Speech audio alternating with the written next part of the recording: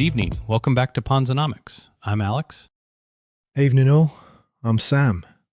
Tonight, New York City, September 2008. One weekend and the single largest bankruptcy filing in the history of the United States. $600 billion gone in a Monday morning. Lehman Brothers. Founded 1850.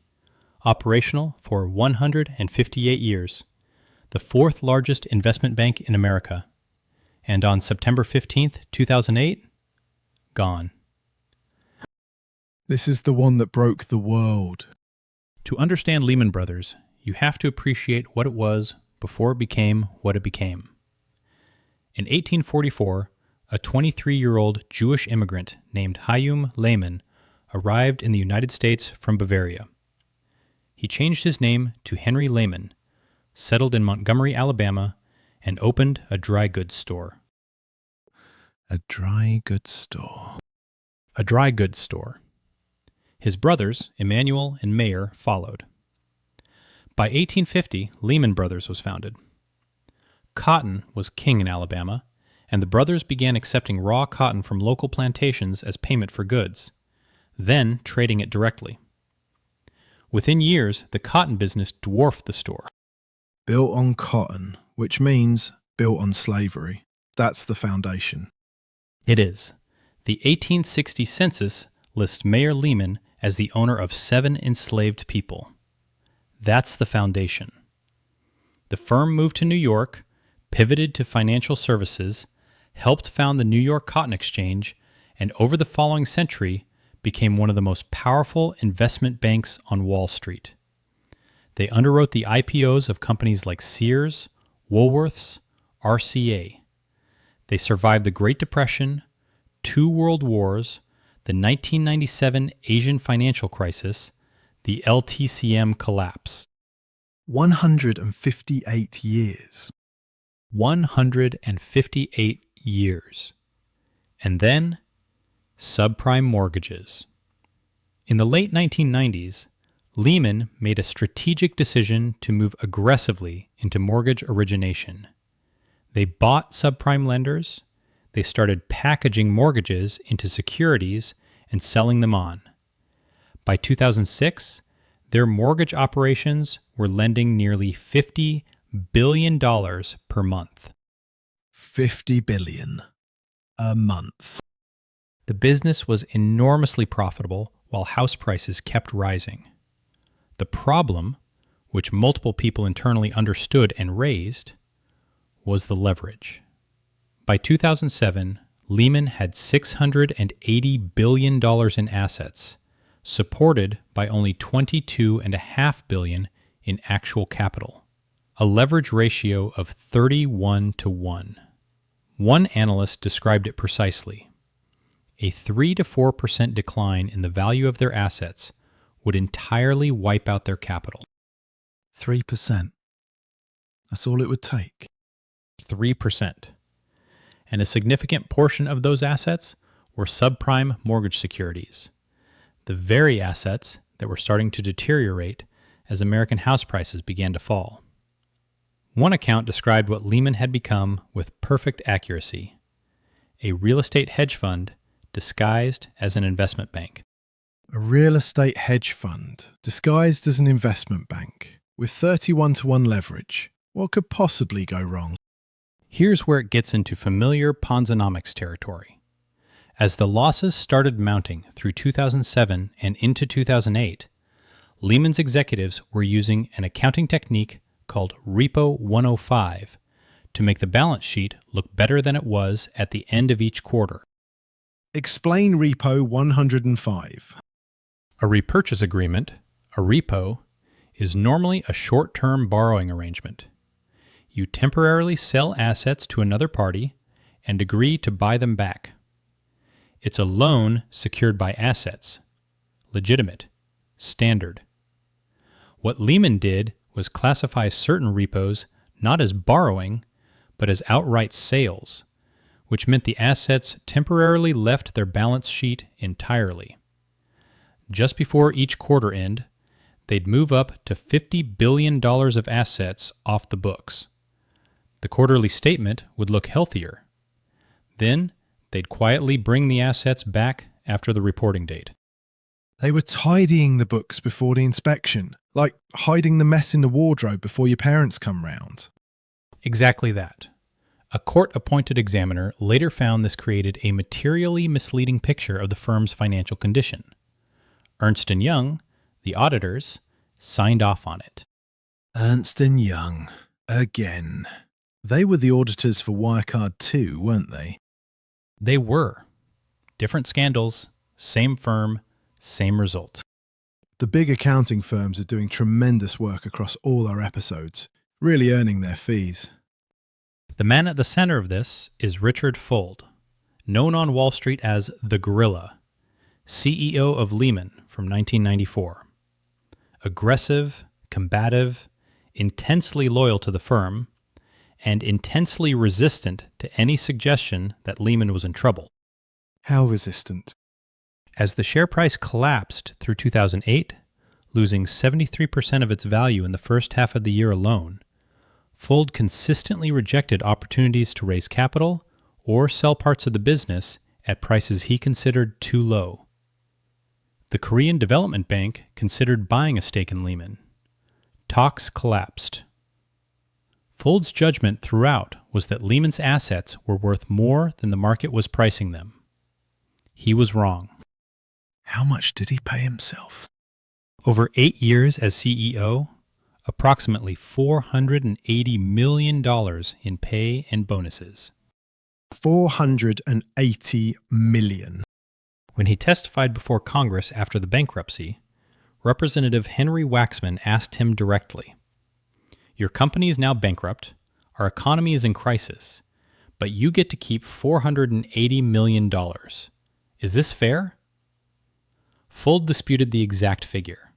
He said it was closer to $300 million. 300 million. My mistake. Completely reasonable. Carry on. Just before the collapse, executives at Neuberger Berman, a subsidiary, sent internal memos suggesting that Lehman's senior leadership forego their multi-million-dollar bonuses to send a message to employees and investors. The Lehman executive who received this suggestion apologized to the rest of the executive committee for it having been raised. He wrote, and this is real, "Sorry, team. I am not sure what's in the water at Neuberger Berman. I'm embarrassed and I apologize." He apologized for someone suggesting they not take bonuses while the firm was collapsing. While the firm was collapsing. Remarkable human being. By September 2008, it was clear Lehman couldn't survive without a buyer or a bailout. On Friday, September 12th, Timothy Geithner, then president of the Federal Reserve Bank of New York, summoned the heads of all the major Wall Street banks to a meeting. The message was clear. The government was not going to bail Lehman out. A private solution had to be found by Monday morning. The whole of Wall Street, in a room, over a weekend. 2 potential buyers emerged, Bank of America and Barclays. Bank of America pulled out. They were offered Merrill Lynch instead and took that deal. Barclays appeared to be the solution. A deal was apparently completed on the Sunday. And then? The British government blocked it. The Financial Services Authority refused to waive the rule requiring Barclays shareholders to approve the acquisition. The deal was dead. The British government accidentally destroyed Lehman Brothers. That's one reading. The other is that the U.S. government's refusal to provide any backstop, as they had done with Bear Stearns, made a deal impossible for any buyer. Either way, by Sunday evening, it was over. Employees were already arriving at Lehman's headquarters at 745 7th Avenue to clear their desks. On Monday morning, September 15th, 2008, Lehman Brothers filed for Chapter 11 bankruptcy protection. $600 billion in assets. The largest bankruptcy filing in American history. On a Monday morning. The Dow Jones fell over 500 points that day, the largest single-day drop since September 11th, 2001. The bankruptcy judge James Peck approved the sale of Lehman's North American operations to Barclays for $1.35 billion. His words at the hearing are worth noting. Lehman Brothers became a victim, in effect, the only true icon to fall in a tsunami that has befallen the credit markets. This is the most momentous bankruptcy hearing I've ever sat through. It can never be deemed precedent for future cases. It's hard for me to imagine a similar emergency. The judge was shaken.